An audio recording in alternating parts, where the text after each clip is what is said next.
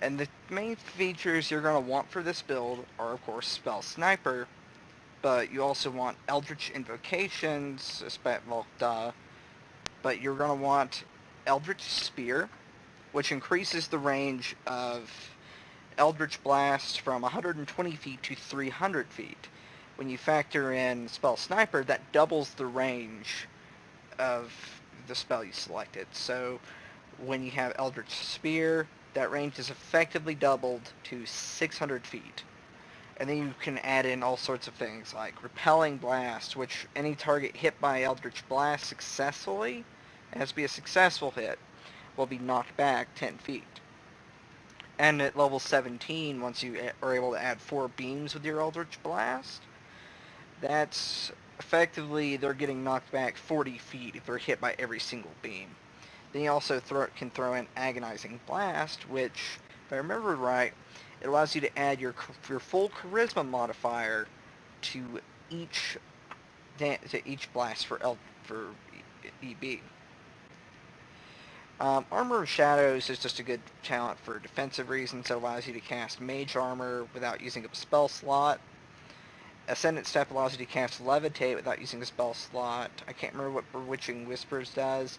Beast Speech does what you think it does, lets you talk to beasts. Eyes of the Runekeeper allows you to read every single language. It allows you to understand every single language if it's written down. So if you see like a wall covered with draconic runes, your warlock can read it. Signs of Ill Omen basically allows Bestow Curse to have a really cool effect where, like, not normally Bestow Curse puts a target at disadvantage, but with Sign of Ill Omen, it basically allows it to where whenever you roll for damage on the target that's cursed, your spells and attacks do an additional D8 of necrotic damage. This is not good for vampires because they will be healed with necrotic damage depending on how they got the vampirism, of course. The things that would heal vampires obviously would be spells like Chill Touch, because that does necrotic damage and it would heal the vampire. Now, for the Pact, you'll notice I went Pact the Great Old One with the Raven Queen as my patron deity. I also went through Path of the Tome. And there's a reason why. The Book of Shadows allows you to use different spells and rituals. So as long as it exists, you can use it.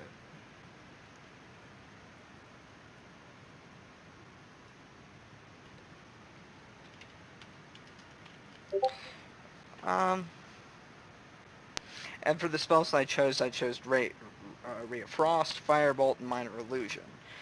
Sentinel Raven is a really fun talent. It's a really fun feature for the Raven Queen, and I find that to be my personal favorite. And what it basically does is you can communicate with the Raven you can communicate with animals that are 30 feet away from you. Actually, no, that's a right wicked mind. Sentinel Raven allows you basically to either merge with your Raven and become a Raven, or you can have your Raven scout ahead, like max distance is 100 feet, but that's still pretty good, and it's still able to communicate you within that range. But I find the use of being able to merge and fuse with the Raven really useful. Infernal Legacy is just is a talent that comes with being a Tiefling, and it allows you to use Hellish Rebuke and I believe Thaumaturgy. Hellish Resistance just gives you fire resistance because, Tiefling. Warcaster is a good one because if there's an attack of opportunity, instead of having to hit them with your melee weapon, you can just hit them with your spell. So you could use Eldritch Blast when they're fleeing and get advantage. Spell Sniper I've already covered. Chronicle of the Raven Queen, I can't remember what that does off the top of my head, but Book of Ancient Secrets basically allows, I think that one allows you to use rituals like Speak with the Dead or Detect Magic, just to name a few. Dark Vision, since you're a Tiefling, you automatically get Dark Vision. Entropic Ward, I can't remember what that one does off the top of my head. I'll make another video covering things that I can't remember. And this is my backstory. A lot of people are actually giving me a pretty good compliment for this. I think it's pretty good. I'll make a video covering... Well, actually, let's just go into this now. Basically, the thing about the Warlock in particular is that a good backstory is very crucial because it has to make sense, and I actually love having the Faustian bargain in there because it explains, A, how he got his powers, but also there's a condition. It doesn't have to be outrageous. In fact, it's better if it's not outrageous because, there's weird stuff that can happen with the plot and all that. But overall, having a Warlock is a very fun experience because it's one of the most complex classes in 5th edition. And it's one of the most complex classes in Dungeons & Dragons. Because Wizard is good. It does more damage throughput than the Sorcerer, but you also got to be really good at getting the combos off. With Warlock, it's mostly invocations and just spam Eldritch Blast. But that's general for Warlock. Like, Pact of the Tome Warlock is very fun, in my opinion. Pact of the Fiend's really good because you get Scorching Ray baseline. But Path of the Archfey was really tempting for me to take, but I just eventually settled on Pact of the Tome and Pact of the Great Old One. So I'm pretty glad that I did that, and I went through the otherworldly patron route with the Raven Queen. And I'm pretty happy that I decided on her because it's a really fun thing. Also, Deceiving Bolt is a really fun spell because it deals 4d6 psychic damage, yeah?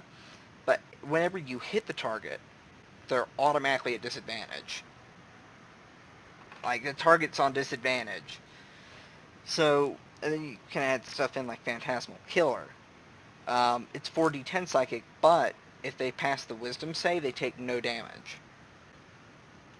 Chill Touch, 2d8 necrotic, but what's unique about it is whenever it hits, it basically makes it to where the target cannot heal throughout that entire spell's duration, which is really, really useful. Other than that, guys, I'll make a better video with in-depth discussion with the Warlock. And I really do encourage you guys if any of y'all do play Dungeons & Dragons, to really take a look at the Warlock, because it's a really fun class, and I really do recommend it. Alright, this is Kenneth signing off.